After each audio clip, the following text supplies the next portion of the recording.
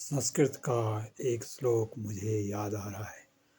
असारे अस्मिन् संसारे कविरेव प्रजापतिः यथास्मै रोचते विश्वं तथैव परिवर्तते। अर्थात इस संसार में कवि और लेखक ब्रह्मा की तरह है। यथास्मै रोचते विश्वं तथैव परिवर्तते। जिस प्रकार का विश्व उन्हें चाहिए उसी प्रकार का निर्माण वो अपनी लेखनी से कर सकते हैं। इसी कारण कहा जाता है कि लेखनी ही सर्वशक्तिमान है। Pen is almighty. तो सभी लेखक कवि यही प्रयास करते हैं कि वो अच्छे से अच्छा लिखें। मैंने भी कुछ पुस्तकें लिखी है। हाल ही में मेरी वे दिन उपन्यास प्रकाशित हुई है गुवाहाटी से।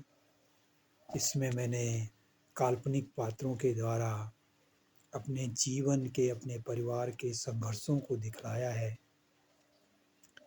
किस प्रकार गांव में रहते हुए, कठिनाइयों को पार करते हुए मैंने यह आज मुकाम हासिल किया है और बच्चे इतनी अच्छी पोस्ट पर पहुंच सके हैं।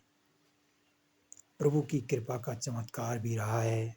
मैंने अपनी पुस्तकों में उत्तराखंड की उन तमाम समस्याओं को, पहलुओं को उठाया है जो समाज के लिए उपयोगी और प्रेरणादायक है।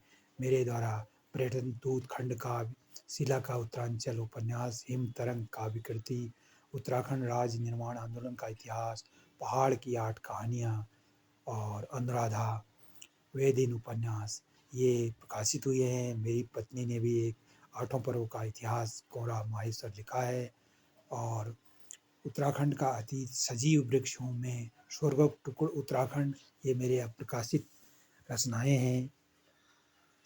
मुझे बड़ा संतोष होता है कि जब मैं अपनी पुस्तकों को देखने लगता हूँ जिसमें सामूहिकता है, जिसमें उत्तराखंड के वैभव का, उत्तराखंड की समस्याओं का उल्लेख मैंने किया है और उनके समाधान के लिए भी अपने सुझाव दिए हैं। जीवन में सदा मैंने ईश्वर को मानते हुए और समाज को कुछ देने की कोशिश की है अपनी लेखनी के द्वारा। समय समय पर मेरे द्वारा अखबारों में भी कई लेख, कविताएं प्रकाशित हुई थी।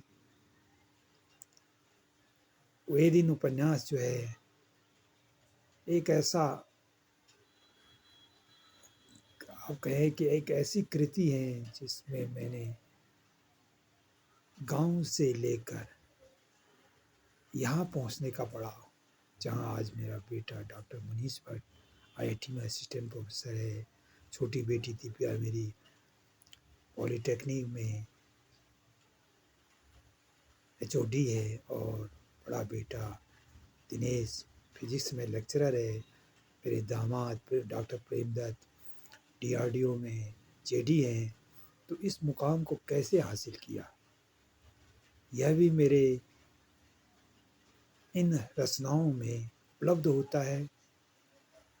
संघर्ष की कहानी और पहाड़ के जीवन, पहाड़ में नारी का क्या स्थान है और उत्तराखंड के उन तमाम पहलुओं को, पर्यटन स्थलों को, आध्यात्मिक सौंदर्य को, प्राकृतिक सौंदर्य को, सामाजिक सौंदर्य को मैंने इन पुस्तकों में संजोया है।